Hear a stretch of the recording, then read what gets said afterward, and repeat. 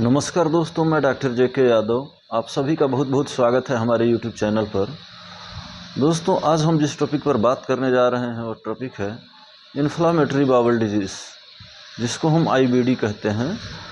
IBD पाचन तंत्र की एक ऐसी बीमारी है जिसमें आंतों में इन्फ्लामेशन हो जाता है, सूजन हो जाता है, घाव हो जाता है। अब इसको हम दो तरह से देखते हैं। एक होता है जिसको हम कहते हैं अल्सरेटिव कोलाइटिस। अल्सरेटिव कोलाइटिस जो है बड़ी आंत से शुरू होकर के छोटी आंत के कुछ हिस्सों तक सीमित रहता है, जबकि दूसरा जो होता है उसको हम कहते हैं क्रोहन्स डिजीज़।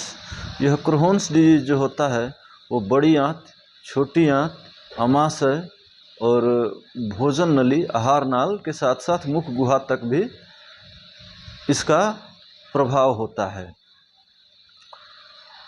अब इसके होने का मेन कारण जो होता है उस पर चलते हैं, क्यों होता है।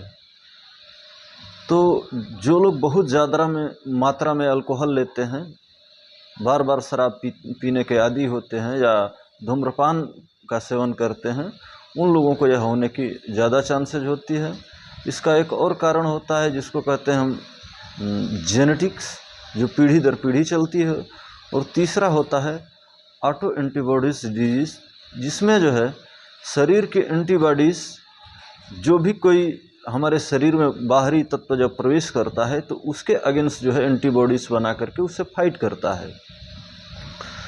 लेकिन इस स्थिति में जो है ये आंत के इंटरनल सेल्स के अगेंस्ट जो है ये एंटीबॉडीज़ बना करके इसी से फाइट करने लगता है, जिसके वजह से यह परेशानी हो जाती है। अब जो क्रोन्स डिजीज़ होता है, तो क्रोन्स डिजीज़ में ऐसा देखा गया है कि यह जो है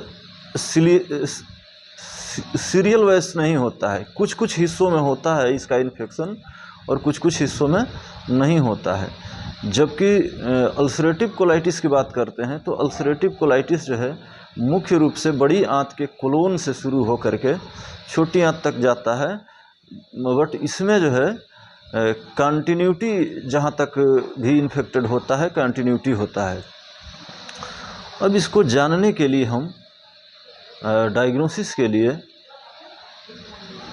कोलोनोस्कोपी कराते हैं, एंडोस्कोपी कराते हैं और इसके साथ साथ अल्ट्रासाउंड भी कराते हैं, जिससे यह डिटेक्ट हो पाता है कि यह अल्सरेटिव कोलाइटिस है या क्रोहन्स डिजीज़ है।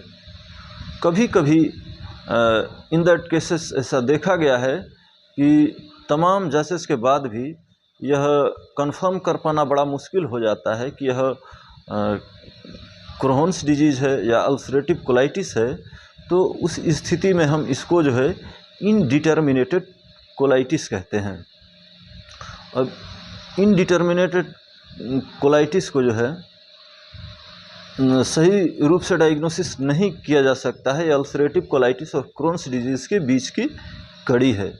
अब ये अल्सरेटिव कोलाइटिस और ये क्रोन्स डिजीज़ क्या है, इस पर जो है हम विस्तृत रूप से फिर अगले वीडियो में आपसे बात करेंगे। तो आपसे गुजारिश है, सिफारिश है कि कोई भी वीडियो इस तरह की इन्फॉर्मेटिव मेरे चैनल पर जो आप तक पहुंचाई जा रही है वो आपसे मिस ना हो। इसलिए आप मेरे चैनल को लाइक करें, सब्सक्राइब करें और शेयर करें ढेर सारे मित्रों में। मैं सदा आपका आभारी रहूँगा। बहुत बहुत धन्यवाद। Thank you for watching.